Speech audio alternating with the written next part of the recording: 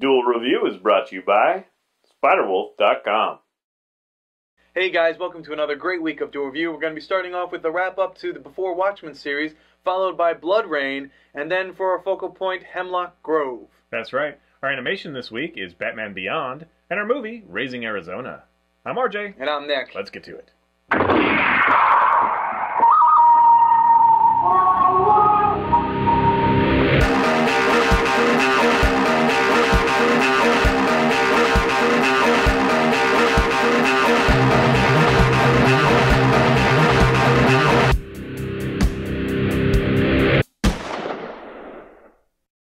Hey everybody, today is April 29th, and we're finally going to be able to do Before Watchmen, the wrap-up, because the comedian that we've been waiting for months is finally out. Yeah. There's nine total titles in the series, and most of them are pretty good. Some of them are just like, whatever. Yeah. Waiting this long for the comedian was like, ugh, really? Because this was, I think, one of our the least favorite. Well, I wouldn't say my least favorite, but it was really? definitely, yeah. That is definitely my least favorite. Yeah, I think it is one of the but we'll get to that. We'll get to that. Yeah, so all the people that were worried about Before Watchmen, you know, being like a horrible insult to the original and stuff like that, there are some people who still feel that way. Right.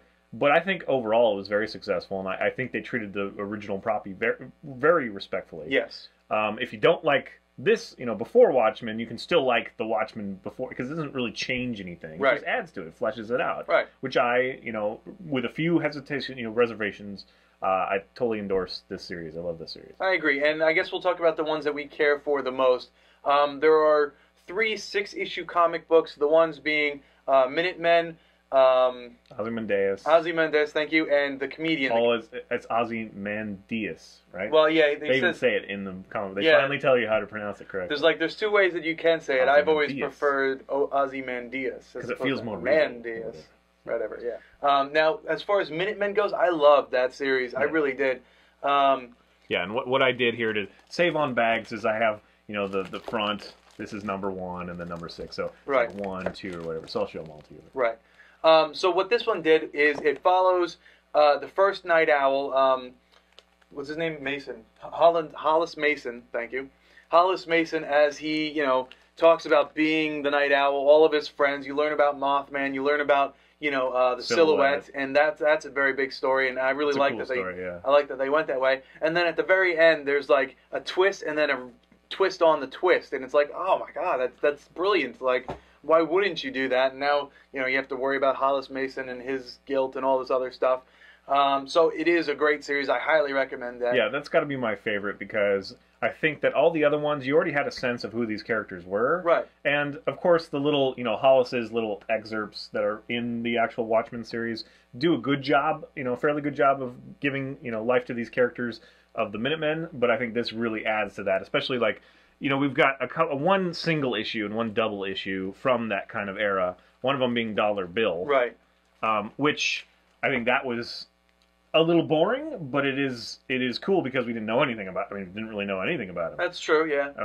I think the story itself was kind of lame. I didn't really care for it, but that's just me. Yeah. It seems more period, though. I mean, you know. Yeah. I think it does work. Yeah, I think Minutemen was by far superior, but you know, there's 6 of course. issues of that. Yes. Yeah.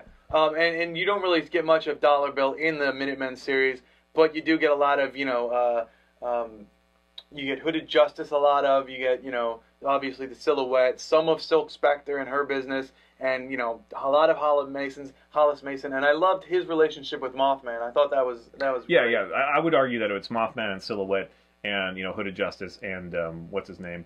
Captain Manhattan or whatever. Right. No, not Captain Manhattan. What's his name? Captain Metropolis. Right. Yeah, so I really appreciate that book just for, you know, touching on those characters. Right, so, right. Mothman, I thought, well, actually, I didn't think I'd give a crap about Mothman, but I kind of like his story, and Silhouette is awesome. It's an awesome story. Yeah, I agree. So after that, the other 6-issue series is Ozymandias, and this one was one that I couldn't put down. I love, like, Ozymandias was such an interesting character because he's the anti-hero that we all know of in the Watchmen book. But in this one, it really kind of explains like how he went from, you know, step by step, how he moved from one thing to another and got to his ultimate conclusion. I'm remembered with this cover that we talked about how it didn't fit the story at all. Right. This never happens. It doesn't. Not really anything to do with the story. So they do that every once in a while. But this is really the worst, you know, perpetrator of that. Yeah, yeah. But yes, this book is great. It is really great, and I actually like the comedian's part in this book better than his whole story. I agree. Yeah, definitely. I mean, I'll get into the comedian later. Yeah, so this book, again, follows him from... It is weird that the cat is orange now, not blue. Well, yeah, what was he, like purple or something, right? Which, again, I guess kind of leads us to the one biggest difference. I mean, all the art is very similar to the original Watchmen, save for this book. Right. This book has a more, like, painterly, more, almost like Greek or Romanesque kind of feel to it. I like the art in this one a lot. And the color scheme is very different, because the original was all purples and all kind of twilight colors. Well, the original definitely, the artist in the original Watchmen series definitely did a really good job of using color to build atmosphere. And yes, in this one, Bubastis is orange in color, but in the original one, he was orange and red, and he was purple. It all depended on what mood the artist was trying to set, and we never really understood what color the cat really was. We just assumed he was either purple or orange. So this one defined it as orange. So up next, we'll talk about Dr. Manhattan, because that looks like that's on top.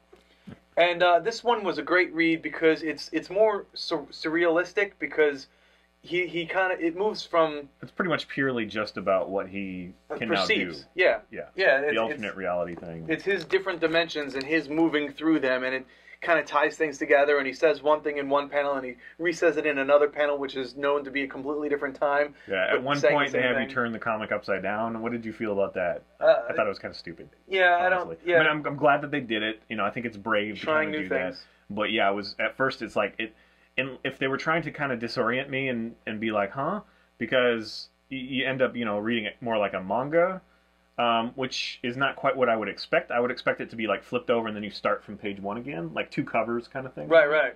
But that's not how it was, so it took me a little bit of time to futz around with it to figure it out. I mean, not very long, but if they're trying to accomplish that, then good on you. If they're trying to accomplish kind of like a, wow, this is so, alternate reality thing, it didn't quite work. Right. I applaud the effort. Up next, we have Rorschach. So you don't want to talk any more about Manhattan? Is there nothing else to say? I think that one's actually pretty interesting, along with the Ozymandias, because it's like deeper, and it's more scientific, and there's a lot more verbiage, and it's less action packed. Yeah. So moving to like Rorschach, I think this one's pretty much all action.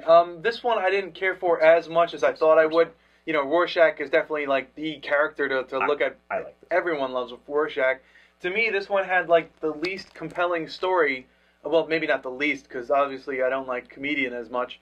But this one just wasn't as rich with story as I will say that it is, predictable story for Rorschach, but it was one that I didn't get in Watchmen, so I always wanted the story, so I'm perfectly fine with it. Okay. And I do agree that the Night Owl Rorschach may be a little more engaging as far as the story is concerned, but I did really appreciate this. I liked it. Okay. It's a more personal book, I think.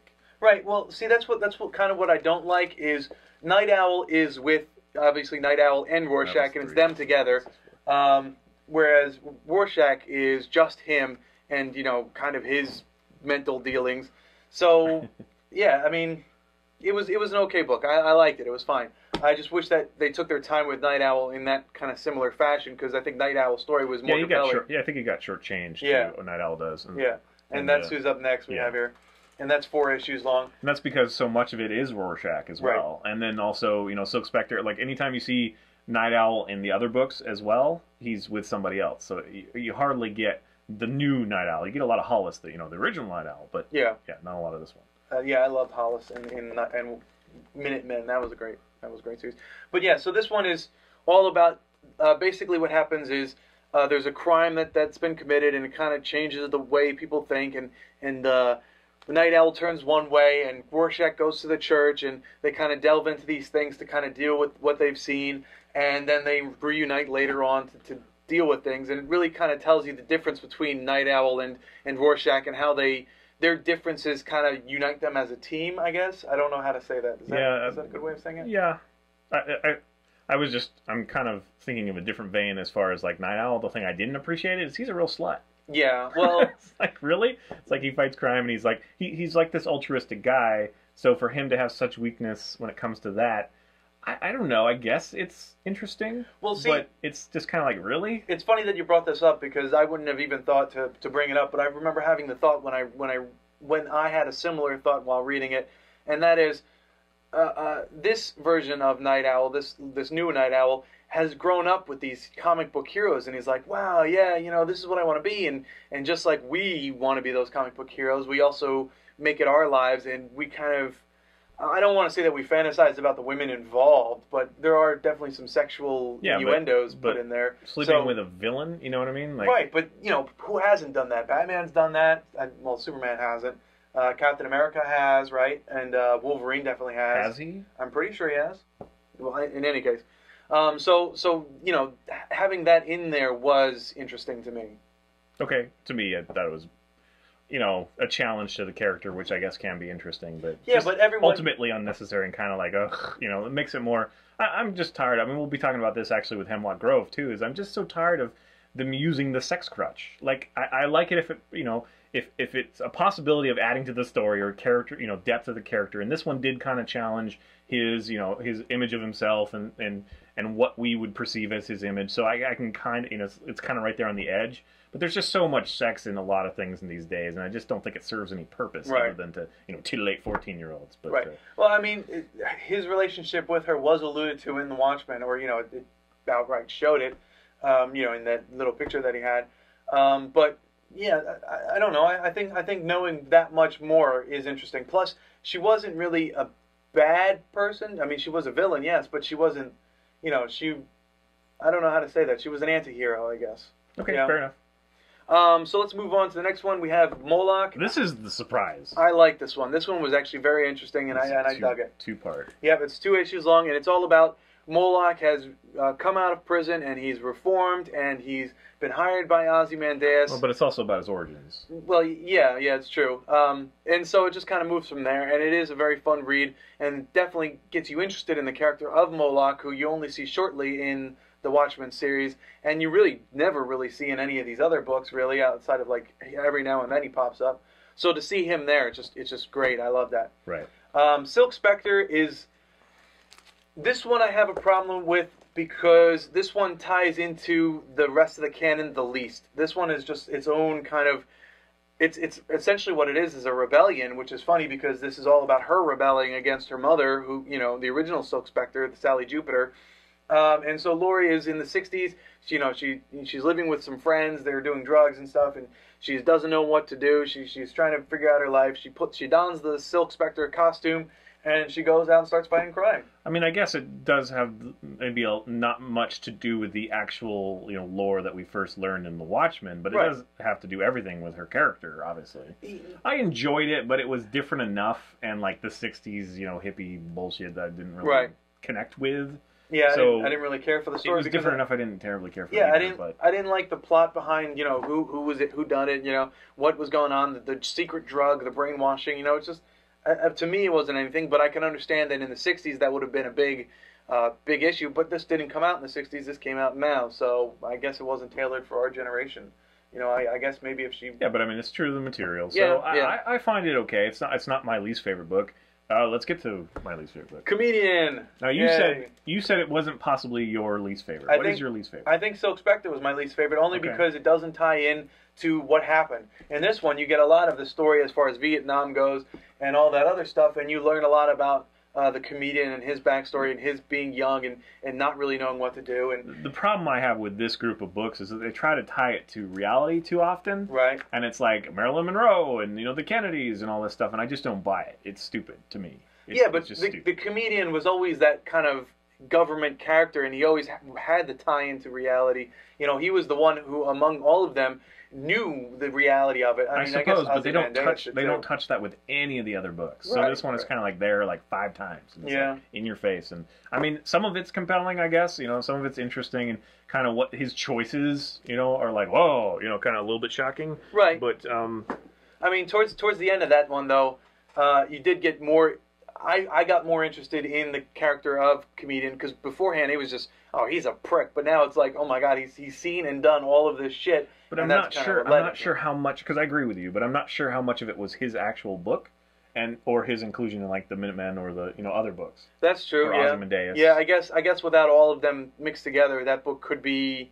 I don't know. I guess because I've read them all at the same time, so it's like maybe I'm melding. Yeah, this is the part of the show where we talk about that experience. Yeah. So I will say that I think this does a really good job of tying everything together, and if you read it all together, like you don't even have to necessarily read it in any certain kind of order. Right. We waited, we didn't read them as they came out. After a while, we kind of stopped and then waited until they all got here so we could read them all together, and I think that was just fine. I read Comedian last though because that was the last issue I could get. And but yeah, I think they all really work well together.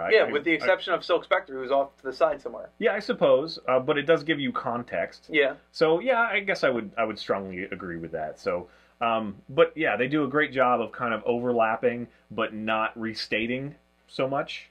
So that's really neat. Yeah. I enjoy seeing these moments from slightly different angles and slightly different time periods within the event, kind of thing.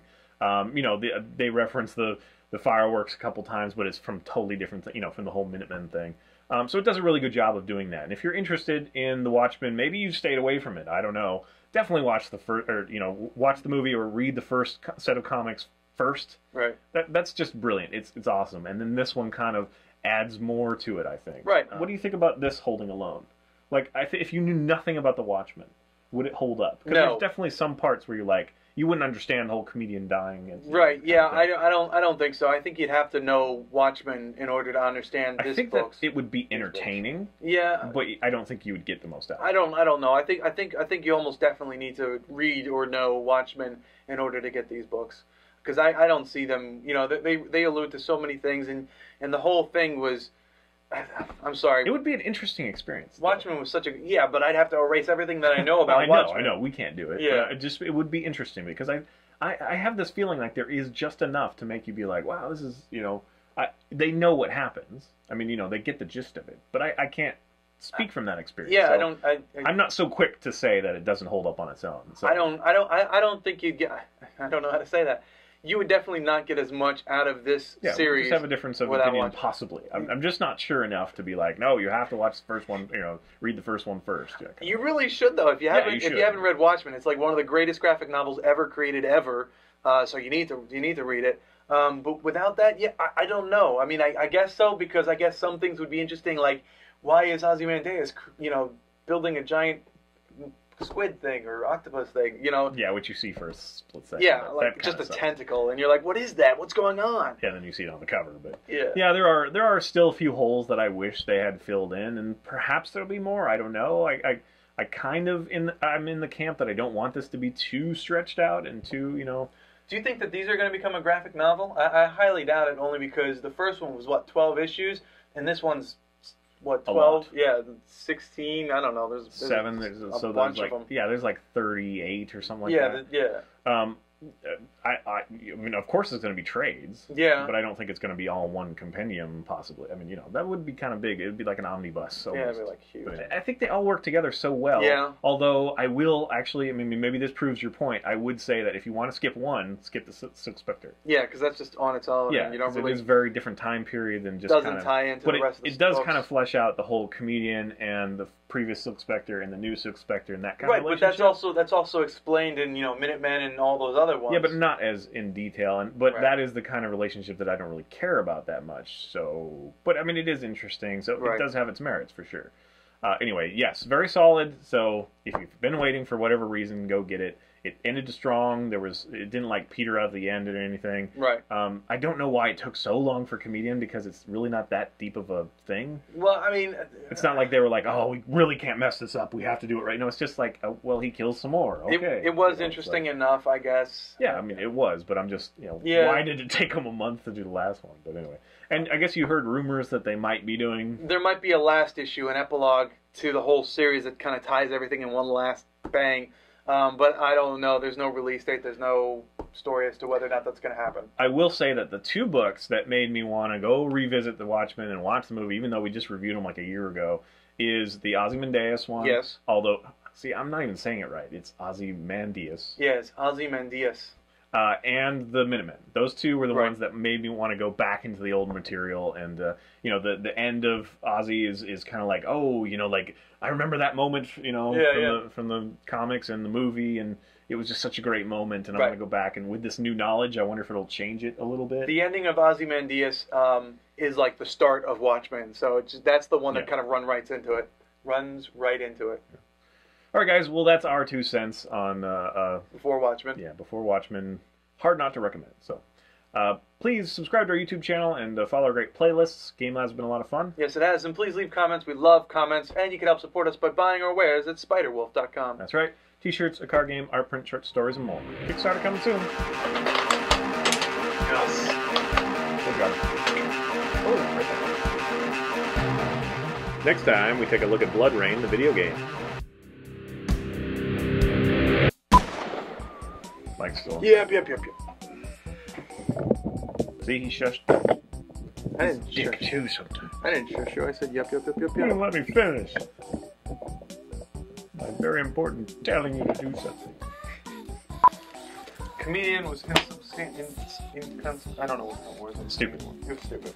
Ozymandias I like, so I think I'll put that one on top. I want to start with Minutemen first, though. Yeah, I love Minutemen. That was definitely going on first.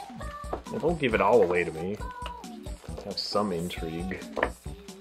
I'm pretty sure the ones that I liked are the ones that you like. Probably. So there's Minutemen. Dollar Bill was whatever. Hey guys, welcome to another great week of Duel Review. We're going to be starting off with Before Watchmen. The wrap up! Finally, it has happened to us. Final damn comedian issue was released. And really, who cares? Yeah. We had to wait, though. Hey, everybody. Today is April the 29. 29th. Yes. Good job. Oh, right back at me. I don't have to do my darts. I win. Boomerang. I win darts. overall.